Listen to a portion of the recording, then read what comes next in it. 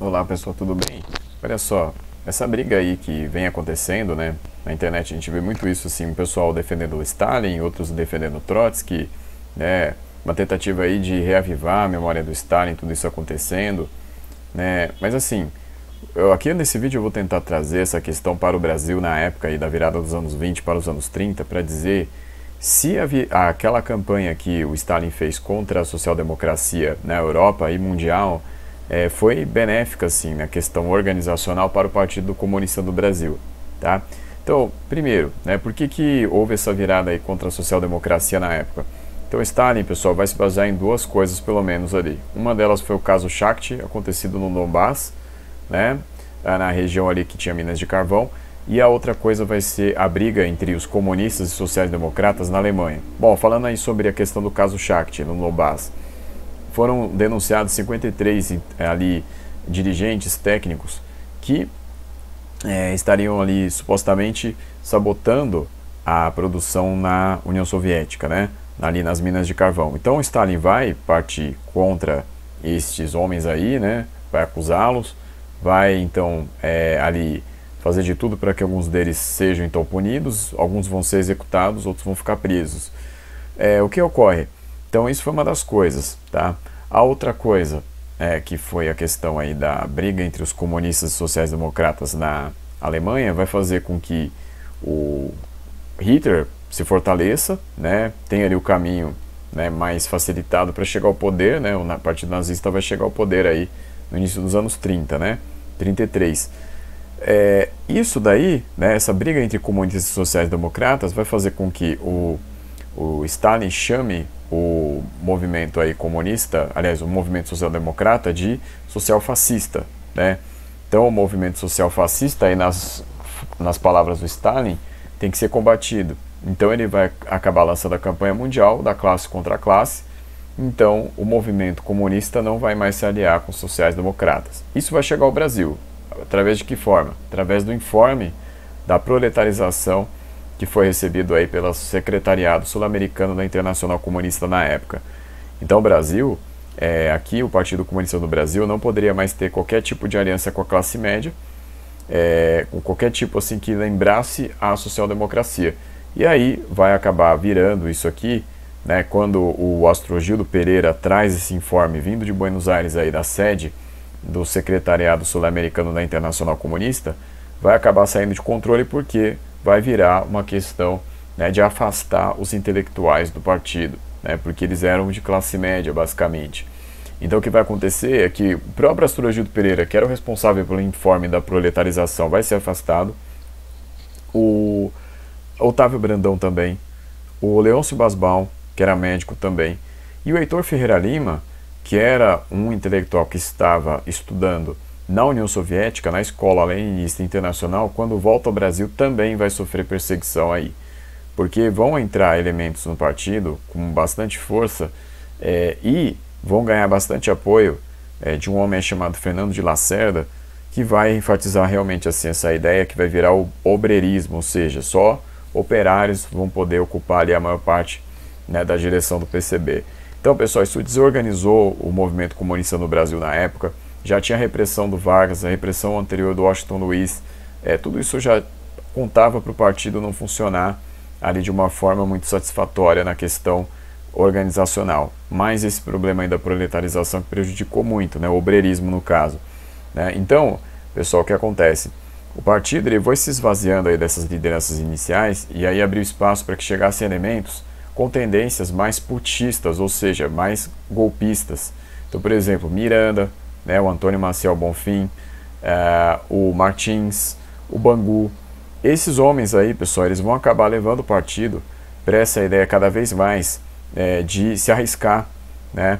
Então, por exemplo, em 1935, quando houve lá o 7º Congresso da Internacional Comunista, o Miranda levou um informe para lá dizendo que o Brasil estava preparado, né, dizendo que o Brasil, que as massas estavam acompanhando o partido, que as massas estavam acompanhando a ANL, que era a Aliança Nacional Libertadora, né? Então ele exagerou os dados, né, porque o plano era fazer o golpismo.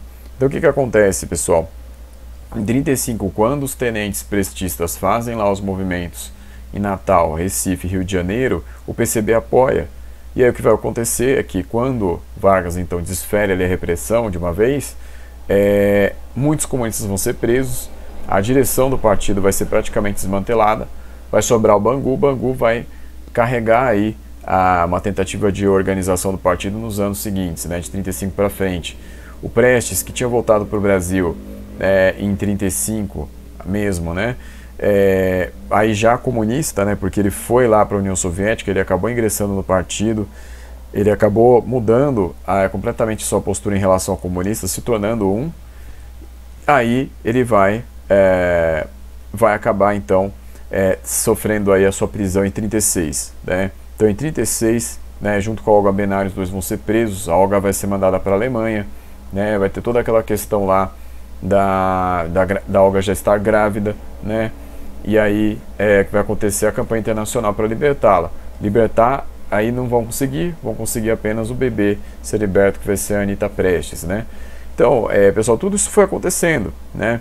Então, se a gente for analisar se esse processo, né, acontecido lá na União Soviética de aversão à social-democracia, se ele foi produtivo para a organização do PCB aqui, não foi, né? Então essa é a avaliação que a gente pode fazer. Agora, o Stalin, ele tinha na cabeça prejudicar o Partido Comunista do Brasil quando desferiu essa campanha contra a social-democracia? Isso a gente nunca vai saber, talvez não, provavelmente não tinha essa intenção, mas foi o resultado, né?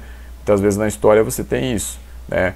Uma intenção, ela não tem necessariamente a ver com o resultado que vai acontecer, né? Em um resultado distante, né? Porque o Brasil está distante da União Soviética, né? No caso. Então, pessoal, o que acontece é isso aqui, o movimento ficou desorganizado, né? E aí, enfim, ficou anos aí, né, sofrendo a repressão, Prestes preso, né? A Olga vai acabar morrendo lá no campo de concentração, né? Então foi isso que acabou acontecendo. Então a gente tem que a gente precisa tomar cuidado, né, com essa questão do julgamento. O Stalin foi bom, ruim, isso não é tão produtivo, né? O que é produtivo é a gente entender o processo histórico, né?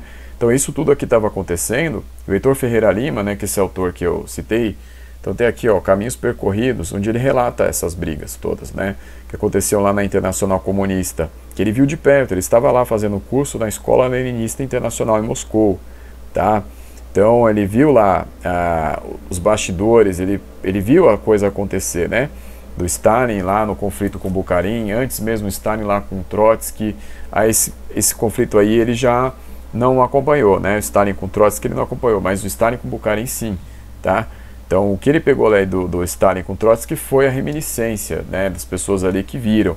Mas o período que ele esteve fazendo o curso na Escola Leninista Internacional foi o período em que o Bukharin estava ali na sua briga com o Stalin, tá? Então esse livro aqui, Caminhos Percorridos, né, é da editora Brasiliense, é o livro de memórias do Heitor Ferreira Lima, onde ele relata isso. Então quer dizer, essa memória dele aí, da virada dos anos 20 aí para o início dos anos 30, é muito antes do relatório Khrushchev de 56, né?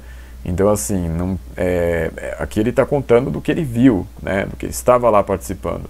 Né? Um outro livro dele, onde ele também relata isso, né, mas na verdade é um livro feito em homenagem a ele, mas tem textos recuperados dele, é onde ele mostra, né, toda a situação, todo o clima ali do Bukharin, né, na sua rivalidade com o Stalin, né?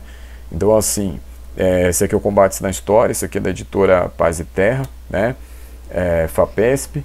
Então tem vários autores falando sobre o Heitor Ferreira Lima, e aí tem textos dele também falando sobre o que ele viu na sua militância, né? Então também, né, mais uma vez, né, esse conflito entre Bukharin e Stalin, que o Heitor Ferreira Lima viu, foi muito antes de 56, lá o relatório Khrushchev ter sido publicado, né, que aí gerou tantas polêmicas aí contra o Stalin. Então, pessoal, era isso que eu tinha para falar, tá? Essa questão mais de entender o processo histórico que ele tem a ver aqui conosco, né, com o Brasil, né, com o Partido Comunista do Brasil, no caso que está aqui no nosso país, né. Então, enfim, as consequências, né, do lançamento da campanha contra a social-democracia não foram produtivas para o Partido Comunista do Brasil. Então é isso, pessoal, que tinha para falar. Obrigado.